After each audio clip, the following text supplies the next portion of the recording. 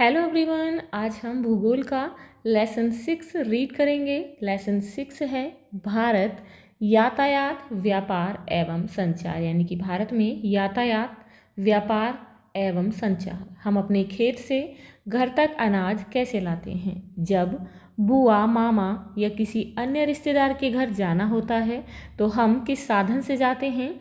यदि बाजार या विद्यालय घर से दूर है तो हम वहाँ किस से जाते हैं। इन सब के लिए हम बैलगाड़ी, ट्रैक्टर, साइकिल, रिक्शा, टेम्पो, बस, रेल आदि साधनों का प्रयोग करते हैं। यह सभी यातायात के साधन कहलाते हैं। आपने आसमान में उड़ता हुआ हवाई जहाज़ और पानी में तैरती हुई नाव तो देखी ही होगी। इन सब से भी तो हम लोग आते जाते हैं। यह भी यातायात के साधन हैं, लेकिन ये ज़मीन पर नहीं चलते हैं। नाव पानी पर तैरती है और हवाई जहाज़ हवा में उड़ता है। इस कारण हम यातायात के साधनों को 3 भागों में बांटते हैं। तो यातायात के साधन किसे कहते हैं? जिन साधनों द्वारा एक स्थान से दूसरे स्थान तक व्यक्ति व वस्तुओं का आवागमन होता है, यानी कि आना जाना होता है, उन्हें यातायात के साधन कहते हैं। तो यातायात के साधनों को 3 भागों में बांटा गया है। कौन कौन से? पहला है स्थल मार्ग के साधन। जो साधन जमीन पर चलते हैं उन्हें स्थल मार्ग के साधन कहा जाता है। नंबर 2, जल मार्ग के साधन। जो साधन पानी पर तैरते हैं। और नंबर 3, वायु मार्ग के साधन। जो साधन हवा में उड़ते हैं, जैसे कि हवाई जहाज। तो सबसे पहले स्थल मार्ग के साधन के बारे में जानेंगे। धरातल पर आने जाने के रास्तों को स्थल मार्ग कहते हैं। स्थल मार्ग में सड़क और रेल मार्ग दोनों सम्मिलित हैं, दोनों आते हैं। नागरिकों की सुविधा के लिए सरकार द्वारा सड़कों के विकास पर जोर दिया गया है। इसके लिए सड़कों को कई वर्गों में बांटा गया है। राष्ट्रीय राजमार्ग, एक्सप्रेसवे, राज्य राजमार्ग, प्रमुख जिला सड़कें, अन्य जिला सड़कें और ग्रामीण सड़कें। आप अपने जनपद से गुजरने वाले राष्ट्रीय राजमार्ग का नाम व संख्या पता कीजिए। आप बताएंगे पूछकर कि कौन सा राष्ट्रीय राजमार्ग है आपके यहाँ पर, उसकी संख्या क्या है। आप भारत में सड़क मार्ग के विस्तार को मानचित्र 6.1 पर देखिए और बताइए कि भारत के किस क्षेत्र में सड़कें अधिक हैं व किस क्षेत्र में कम। तो ये जो है आप 6.1 में देखेंगे। धरातलीय बनावट के कारण भारत के सभी भागों में सड़कों का विकास समान रूप से नहीं हुआ है। उत्तर के मैदानी भागों और दक्षिणी भागों में सड़कों का विकास अधिक हुआ है, जबकि राजस्थान, असम और जम्मू कश्मीर राज्यों में कम। ऐसा क्यों? विचार कीजिए। तो यहाँ देख सकते हैं, इसे देखकर आप बता सकते हैं कि किन राज्यों में जो है कम सड़कों का निर्माण है और किस में ज़्यादा है। शेरशाह सूरी ने कोलकाता से पेशावर तक शाही राजमार्ग का निर्माण कराया था। इसे ही ब्रिटिश काल से ग्रैंड ट्रंक रोड यानी कि जीटी रोड के नाम से जाना जाता है। वर्तमान में यह अमृतसर से कोलकाता के बीच विस्तृत है। भारत के प्रमुख सड़क मार्ग, तो राष्ट्रीय राजमार्ग 1 NH1 दिल्ली से अमृतसर, राष्ट्रीय राजमार्ग 2 यानी कि NH2 दिल्ली से कोलकाता और राष्ट्रीय राजमार्ग 7 NH7 वाराणसी से कन्याकुमारी। इस समय अपने देश में 52.32 लाख किलोमीटर लंबी सड़कें हैं। राष्ट्रीय राजमार्ग की कुल लंबाई लगभग 1,04,75 किलोमीटर है, जो कि कुल लंबाई का 2% है। फिर भी कुल यातायात का 40% भार वहन करता है। राष्ट्रीय राजमार्ग 7 भारत का सबसे लंबा राष्ट्रीय राजमार्ग है। भारत के अन्य राष्ट्रीय राजमार्गों को मानचित्र संख्या 6.1 पर देखिए। स्वर्णिम चतुर्भुज महामार्ग, यह देश के 4 महानगरों दिल्ली, मुंबई, कोलकाता, चेन्नई को जोड़ते हुए लगभग 5,846 किलोमीटर लंबा सड़क मार्ग बनाया जा रहा है। उत्तर दक्षिण एवं पूर्व पश्चिम गलियारा। उत्तर दक्षिण गलियारा जम्मू और कश्मीर के श्रीनगर से तमिलनाडु के कन्याकुमारी तक विस्तृत 4,016 किलोमीटर लंबा सड़क मार्ग है। पूर्व पश्चिम गलियारा असम के सिलचर से गुजरात के पोरबंदर तक 3,640 किलोमीटर लंबा सड़क मार्ग बनाया जा रहा है। अब उसके बाद है रेल मार्ग। भारत में रेल मार्ग वस्तुओं और यात्रियों के परिवहन का मुख्य साधन है। इस समय भारत के रेल मार्गों की कुल लंबाई लगभग 66,687 किलोमीटर है। इस दृष्टि से भारतीय रेल मार्ग का विश्व में दूसरा स्थान है। रेलों के विकास से कम समय में अधिक यात्रियों का आना जाना और माल ढुलाई संभव हो गया है। डीजल और बिजली के इंजनों के प्रयोग से रेलगाड़ियों की गति तेज हो गई है। इस समय भारत में तेज गति से चलने वाली अनेक रेलगाड़ियां हैं, जैसे कि शताब्दी व राजधानी एक्सप्रेस। आप भारत में रेल मार्ग विस्तार को मानचित्र 6.2 पर देखिए और बताइए कि भारत के किस भाग में अधिक रेल मार्ग हैं और किस भाग में कम, ऐसा क्यों, विचार कीजिए। भारत में पहली रेलगाड़ी सन 1853 में मुंबई से ठाणे तक 34 किलोमीटर लंबे मार्ग पर चलाई गई थी। मैदानी भागों में रेल मार्ग बनाना आसान होता है, जबकि पहाड़ी क्षेत्रों में कठिन। पहाड़ी क्षेत्र में तेज ढाल व तीखे मोड़ होते हैं, जो रेल मार्ग बनाने में समस्या उत्पन्न करते हैं।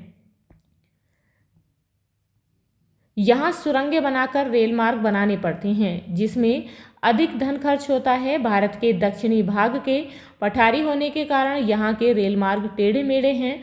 भारत के पश्चिमी तट पर भोर घाट, पाल घाट एवं थाल घाट आदि दर्रों के सहारे रेल मार्ग बनाए गए हैं। यहाँ पर आप मानचित्र संख्या 6.2 में भारत का रेल मार्ग देख सकते हैं। यहाँ पर जो है इसमें रेल मार्ग को दर्शाया गया है। कोलकाता, दिल्ली, बेंगलुरु और मुंबई महानगरों में यातायात की सुविधा के लिए ज़मीन के अंदर भी रेल मार्ग बनाए गए हैं। इसे मेट्रो रेल मार्ग कहा जाता है। अपने प्रदेश के लखनऊ सहित भारत के कई अन्य महानगरों में इस प्रकार के मेट्रो रेल मार्ग बनाए जा रहे हैं। आप अपने सबसे निकट के रेलवे स्टेशन जाकर समय सारणी व किराया सारणी देखने और टिकट खरीदने का तरीका जानिए। तो आप जो है आपके आसपास कौन सा रेलवे स्टेशन है वहाँ जाएंगे और वहाँ की समय सारणी और किराया सारणी देखेंगे। क्या आप जानते हैं कि भारत की बड़ी नवीनतम रेल मार्ग परियोजना कोंकण रेलवे है। यह महाराष्ट्र के रोहा नामक स्थान से गोवा होते हुए कर्नाटक के मंगलौर स्थान तक जाता है। इसका मुख्यालय पणजी में है। यह 760 किलोमीटर लंबा रेल मार्ग 26 जनवरी 1995 से प्रारंभ हुआ। स्थल मार्ग में सड़क यातायात का विशेष महत्व है, क्योंकि इससे घर के दरवाजे तक सामान पहुंचाया जा सकता है। रेल मार्गों की अपेक्षा सड़कों का निर्माण सस्ता भी है। पहाड़ी क्षेत्रों में रेल मार्ग की तुलना में सड़क बनाना आसान होता है। अब नेक्स्ट है यहाँ पर जल मार्ग। यह तो आप सब जानते ही हैं कि नाव, स्टीमर, पानी का जहाज आदि यहाँ चलते हैं। इसे जल मार्ग कहा जाता है। यह यातायात का सबसे सस्ता साधन है। इसे दो भागों में बांटा जाता है, एक तो आंतरिक जल मार्ग और दूसरा समुद्री जल मार्ग। आंतरिक जल मार्ग नदियों व नहरों में नाव व स्टीमर द्वारा यात्रा करने और माल आने जाने को आंतरिक जलमार्ग परिवहन कहते हैं। भारत में आंतरिक जलमार्गों का प्रयोग बहुत पहले से होता रहा है। रेल मार्ग के निर्माण से पहले यातायात का मुख्य मार्ग जलमार्ग ही था। भारत में प्रमुख राष्ट्रीय जलमार्ग हैं। पहला है यहाँ पर गंगा नदी पर प्रयागराज व हल्दिया के बीच 1620 किलोमीटर लंबा मार्ग, यानी कि 1620 किलोमीटर लंबा मार्ग। दूसरा है ब्रह्मपुत्र नदी पर सदिया से धुबरी के बीच 891 किलोमीटर लंबा मार्ग। केरल में चंपाकारा तथा उद्योग मंडल नहरों सहित पश्चिमी तट के कोल्लम कोट्टापुरम खंड 204 किलोमीटर लंबा मार्ग। काकीनाडा पुडुचेरी नहर स्ट्रेच के साथ गोदावरी कृष्णा नदी का विशेष विस्तार, जो कि कितना है 1095 किलोमीटर। तो यहाँ पर आप इस चित्र में देख सकते हैं भारत का जलमार्ग। यहाँ पर जो है ये भारत का जलमार्ग इसमें दर्शाया गया है। और अगला है पूर्वी तटीय नहर ब्राह्मणी महानदी, जो कि कितना है 623 किलोमीटर। इस समय भारत में आंतरिक जलमार्गों की कुल लंबाई लगभग 14,500 किलोमीटर है, परंतु इसका एक छोटा भाग ही व्यापार के लिए प्रयोग किया जा रहा है। नेक्स्ट है समुद्री जलमार्ग। समुद्र के रास्ते से यात्रा करने व माल आने जाने को समुद्री जलमार्ग परिवहन कहते हैं। इस यातायात के साधन का प्रयोग दूसरे देशों में जाने व माल लाने ले जाने के लिए किया जाता है। हमारे देश का लगभग 95% विदेशी व्यापार समुद्री मार्ग से ही होता है। समुद्र के किनारे बने पत्तनों कहते हैं बंदरगाहों को। तो पत्तनों से बड़े बड़े समुद्री जहाज़ों द्वारा विभिन्न देशों की यात्राएं की जाती हैं। पत्तनों में जहाज़ों पर सामान लादने व उतारने की व्यवस्था रहती है। तो समुद्र तट का वह स्थान जहाँ पर पानी के जहाज आकर खड़े होते हैं और यात्री व माल उतारते चढ़ाते हैं, पत्तन कहलाते हैं, यानी कि बंदरगाह कहलाते हैं। भारत की लगभग 7,516 किलोमीटर लंबी तटरेखा पर 12 प्रमुख और लगभग 200 अन्य पत्तन हैं, यानी कि बंदरगाह हैं। बड़े पत्तनों की देखभाल केंद्र सरकार की जिम्मेदारी है, जबकि अन्य पत्तनों की देखभाल वहाँ की राज्य सरकार करती है। तो यहाँ पर जो है मुंबई, कोलकाता, हल्दिया, पारादीप, तूतीकोरिन, मार्मगांव, कांडला, न्यू मंगलौर, कोच्चि, नावासेवा, जवाहरलाल नेहरू, विशाखापट्टनम, चेन्नई और एन्नौर भारत के बड़े पत्तन हैं। आप भारत के जलमार्ग और पत्तनों को मानचित्र 6.3 पर देखिए। अपनी अभ्यास पुस्तिका पर पूर्वी तट व पश्चिमी तट के पत्तनों की अलग अलग सूची बनाएंगे आप। कोलंबो व यांगून पहुंचने के लिए कौन से भारतीय पत्तन सबसे जल्दी पहुंचा सकते हैं, वो भी आपको इसमें देखकर बताने हैं। भारत से यांगून किन किन समुद्री मार्गों से जाया जा सकता है, आप बताएंगे। नेक्स्ट है वायु मार्ग। वह स्थान जहां हवाई जहाज या हेलीकॉप्टर उतरते या उड़ान भरते हैं हवाई अड्डे कहलाते हैं। तो हवाई जहाज एवं हेलीकॉप्टर आसमान में जिस रास्ते पर उड़ते हैं उसे वायु मार्ग कहते हैं। वायु मार्ग यातायात का सबसे तेज गति का साधन है, लेकिन यह अधिक महंगा पड़ता है। भारत में हवाई जहाज की प्रथम उड़ान सन 1911 में इलाहाबाद से नैनी के मध्य हुई थी। सन 1953 में भारतीय वायु यातायात की व्यवस्था केंद्र सरकार ने अपने हाथ में ले ली। भारत में एयर इंडिया के अतिरिक्त अनेक निजी कंपनियां भी विमान सेवाएं दे रही हैं। भारत में अनेक घरेलू और अंतर्राष्ट्रीय हवाई अड्डे हैं। अंतर्राष्ट्रीय हवाई अड्डे वे स्थान हैं जहां से हवाई जहाज विदेशों के लिए उड़ते हैं तथा घरेलू हवाई अड्डों से देश के अंदर हवाई यात्रा की जाती है। भारत के प्रमुख अंतर्राष्ट्रीय हवाई अड्डे नई दिल्ली, मुंबई, कोलकाता, चेन्नई, लखनऊ, वाराणसी, बेंगलुरु आदि हैं।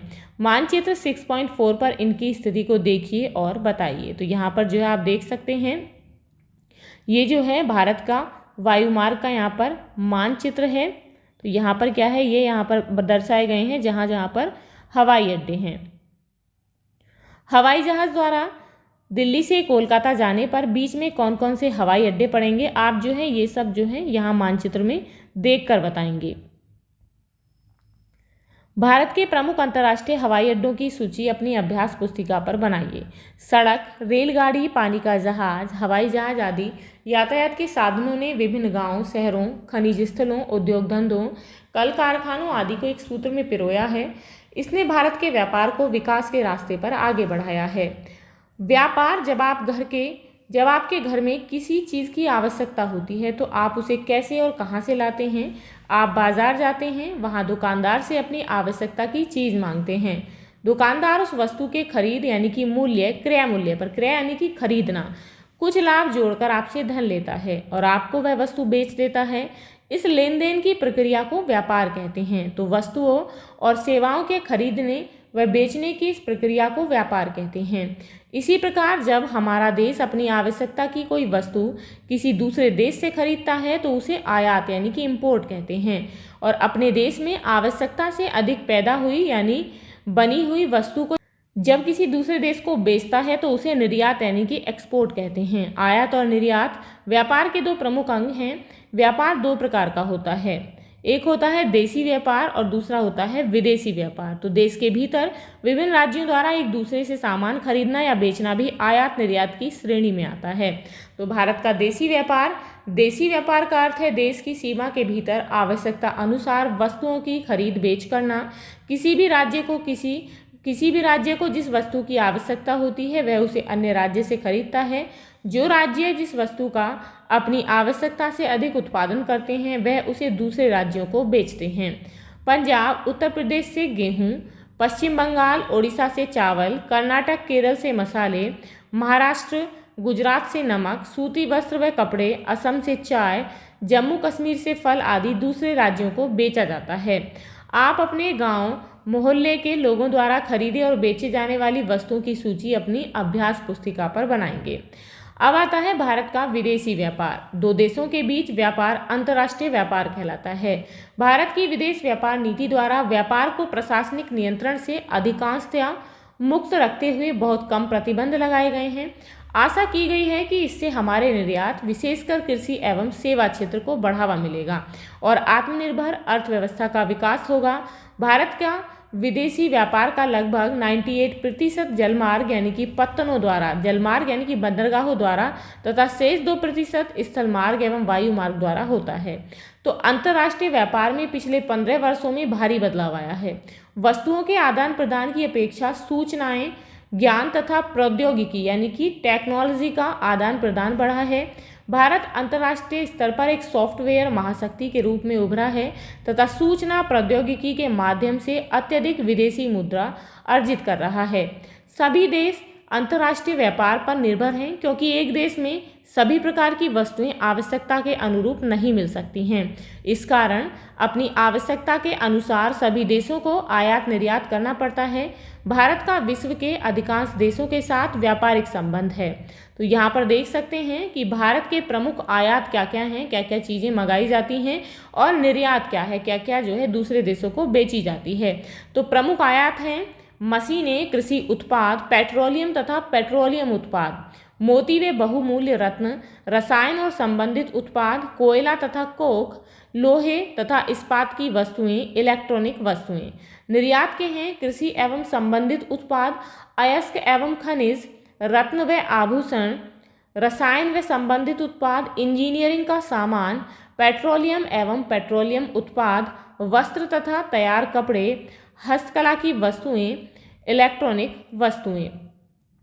अब यहाँ पर जो है विदेश व्यापार नीति 2015-2020, भारत सरकार द्वारा घोषित इस नीति में वस्तुओं एवं सेवाओं का निर्यात बढ़ाने के साथ साथ रोजगार सृजन करने और मेक इन इंडिया विजन को ध्यान में रखते हुए देश में मूल्यवर्धन को नई गति प्रदान करने की रूपरेखा बनाई गई है। इस नीति में कारोबार करने को और आसान बनाने पर जोर दिया गया है। इस नीति में भारत से वस्तु निर्यात योजना और भारत से सेवा निर्यात योजना की शुरुआत की गई है।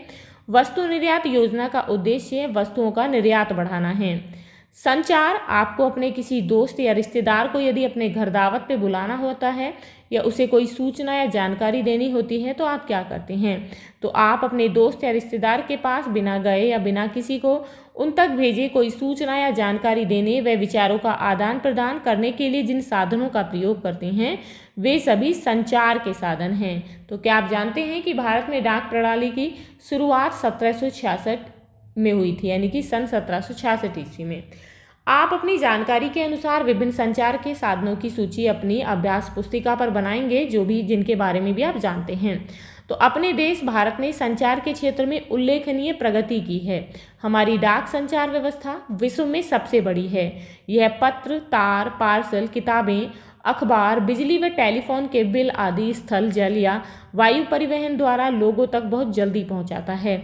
हम लोग टेलीफोन यानी कि दूरभाष और मोबाइल फ़ोन का प्रयोग भी बातचीत के लिए करते हैं। इस व्यवस्था को दूर संचार कहते हैं। भारतीय दूर संचार व्यवस्था एशिया में सबसे आगे है। रेडियो व टेलीविज़न के माध्यम से हम पूरे विश्व की जानकारियाँ घर बैठे बैठे प्राप्त कर लेते हैं। टेलीविज़न फिल्मों व सीरियलों द्वारा हमारा मनोरंजन भी करता है। टेली कॉन्फ्रेंसिंग और वीडियो कॉन्फ्रेंसिंग द्वारा हम बहुत दूर बैठे किसी व्यक्ति से इस प्रकार बातें कर लेते हैं जैसे वह हमारे सामने बैठा हो। तो आप टेलीविज़न में कौन कौन से कार्यक्रम देखते हैं बताइए। टेलीविज़न में कार्यक्रम निर्धारित होते हैं और हमें उन्हें देखना ही होता है। लेकिन कंप्यूटर ऐसा साधन है जिसमें हम इंटरनेट पर जाकर अपनी इच्छा के अनुसार कार्यक्रम देख सकते हैं, सूचनाओं का आदान प्रदान कर सकते हैं, विश्व के प्रत्येक क्षेत्र की नवीनतम जानकारियां प्राप्त कर सकते हैं और दूर बैठे लोगों से बातचीत कर सकते हैं। अब यहाँ पर है ऑप्टिकल फाइबर। ऑप्टिकल फाइबर आपके बालों जितने महीन खोखले तार होते हैं। टेलीफोन कॉल, टीवी की तस्वीरें, कंप्यूटर डाटा इनसे होता हुआ लंबी से लंबी दूरी तय कर सकता है। आजकल संचार को और अधिक तीव्रगामी एवं भेजे गए सिग्नलों की गुणवत्ता को शुद्ध बनाए रखने के लिए ऑप्टिकल फाइबर तकनीकी का उपयोग किया जा रहा है। आपकी उंगली जितना मोटा एक ऑप्टिक केबल एक बार में कई हजार टेलीफोन कॉल और सिग्नल प्रेषित कर सकता है। कई दूर संचार कंपनियां टेलीफोन संकेतों को संचारित करने के लिए केबल यानी टीवी के सिग्नल के लिए ऑप्टिकल फाइबर का उपयोग कर रहे हैं। यहाँ देख सकते हैं ये है रेडियो कम टैप रिकॉर्डर, फैक्स मशीन है यहाँ पर और कंप्यूटर है। अब यहाँ पर है इंटरनेट। इंटरनेट कंप्यूटरों का एक ऐसा नेटवर्क है जिसकी सहायता से एक कंप्यूटर द्वारा भेजे गए संदेश को संसार के किसी भी भाग में स्थित नेटवर्क से जुड़े किसी भी कंप्यूटर पर प्राप्त किया जा सकता है। इसकी सहायता से संदेशों और सूचनाओं को दूर दूर तक भेजा जा सकता है। नेक्स्ट है संचार उपग्रह। ऑस्ट्रेलिया में भारतीय क्रिकेट टीम ने कैसा क्रिकेट खेल खेला? पहले हम इसका सीधा प्रसारण नहीं देख पाते थे, पर अब हम टेलीविज़न और इंटरनेट की सहायता से तुरंत ही क्रिकेट मैच हो या कोई उत्सव समारोह हो उसका सीधा प्रसारण देख सकते हैं। इसे संभव बनाया है संचार उपग्रहों ने। इस समय संचार उपग्रह दूरस्थ शिक्षा, ग्राम विकास, महिला एवं शिशु कल्याण, पंचायती राज, व्यावसायिक प्रशिक्षण, जनसंख्या नियंत्रण आदि कार्यक्रमों को अच्छे ढंग से जन जन तक पहुंचा रहे हैं। भारत के इनसेट श्रृंखला के उपग्रह संचार कार्यक्रम में सहयोग कर रहे हैं। तो यहाँ देख सकते हैं इंटरनेट नेटवर्किंग, ये है यहाँ पर कंप्यूटर डाटा भंडार, स्थानीय कंप्यूटर, इंटरनेट सर्विस प्रबंधक और यहाँ पर आप सभी विश्व व्यापक नेटवर्क को ISP से जोड़ना। तो यहाँ पर जो आप समझ सकते हैं, यहाँ पर जो है बाकी SP और उनका ISP और उनका उपयोग अन्य स्थानीय कंप्यूटर हैं, तो ये सभी जो है एक साथ यहाँ पर जोड़े गए हैं। और भी जानिए, विश्व व्यापार संगठन WTO व्यापारिक मामलों की एक विश्व स्तरीय संस्था है जिसके भारत सहित अनेक देश सदस्य हैं। इंटरनेट पर प्रयोग किए जाने वाले WWW का विस्तारित रूप है वर्ल्ड वाइड वेब। यहाँ पर इसमें शब्दावली दी गई है। सॉफ्टवेयर किसे कहते हैं? इसका मतलब होता है जिस इकाई पर कंप्यूटर में कार्य किया जाता है। प्रौद्योगिकी यानी कि तकनीकी ज्ञान। तो ये था आपका लेसन 6। आई होप आपको समझ आ गया होगा। तो यहाँ पर जो है इस लेसन के क्वेश्चंस दिए गए हैं जिन्हें हम नेक्स्ट वीडियो में सॉल्व करेंगे। तो मिलते हैं नेक्स्ट वीडियो में इस लेसन के क्वेश्चन आंसर्स के साथ।